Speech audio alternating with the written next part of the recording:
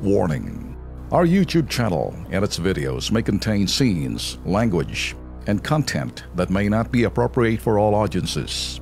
These videos include surveillance footage, undercover pursuit of suspects, actual police and rescue operations, and fearless confrontations. If you do not approve of the content, please do not watch our videos.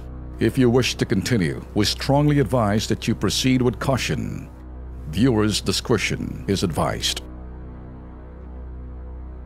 Alam niyo ho si Rudy Fernandez? Wala na yan Namesake lang ho niya yan. okay. Lumapit to sa atin ito, abay nakangiti na ho ngayon. Bakit? Matapos kumprontahin po natin na ang may-ari ho ng Kerry Coto franchise na nanloko sa kanya. Kung bakit, panoorin ho ninyo.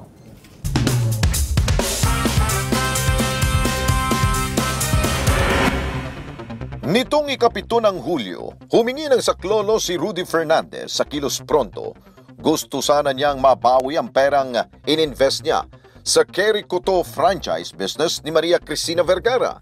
Agad nakipag-ugnayan sa BPLO San Pedro ang programa upang masolusyonan ang problema ni Daboy. Iimbitahin po natin yung may-ari ng business. Talaga pong sa pinag-usapan ay hindi siya tutupad.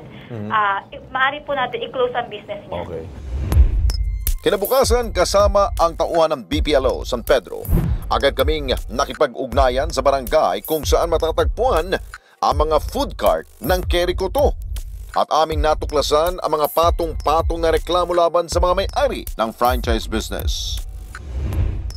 Pagdating sa residence office ng Kerry Coto, naging mainit agad ang paghaharap ni Rudy at ang live-in partner ni Cristina Vergara na si Melvin Bandiles. Huwag kang magpaawa, effect, sir. Dahil alam mo ginawa mo. Mukhang ang nagrereklamo pa ang inilalagay sa langanin ng may-ari ng Kerry Coto franchise. Umulit ang duruin. Dahil nung minsan pumunta ka dito, dinuro-duro mo ako, ha? Tila siya pa ang dihado sa sitwasyon. Hindi pa ako handang humarap sa'yo dahil sa panlulokong ginawa mo. Aba. At talagang binabaliktad ng taong ito ang sitwasyon. Mukhang sinisisi pa si Rudy sa hindi pagbabayad nito. Kaya naman, hindi ito pinalagpas ng Kilos Pronto. Hindi pa ako handang humarap. Oo, hindi ka handa. Pero wag mo i-reason humarap. out na another problem. May problem pa kayo. Settle it first. Wag mo idahilan yung ginawa niya sa'yo. Kahit naiipit na, lumulusot pa rin. Yung permit nyo, sir, kailan last yung business permit nyo? Last year po. 2016. Kaya nahuli ang transaction niya. June yata, sir. June, On and off. Yung palang wala na kayo permit, nag-ooperate pa kayo. Sir, Nung June, willing naman kaming mag-ano. don't reason out.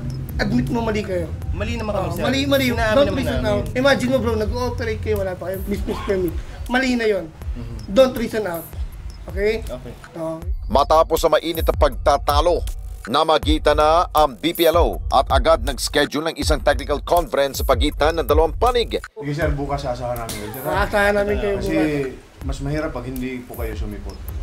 Kinabukasan, isinagawa agad ang technical conference. Complainant ay hininga ng Kerry Coto ng 200,000. Nangako ang inirereklamong Kerry Coto franchise owners na isasauli sa katapusan ng buwan ang 200,000 piso na inilagak ni Rudy sa nasabing negosyo.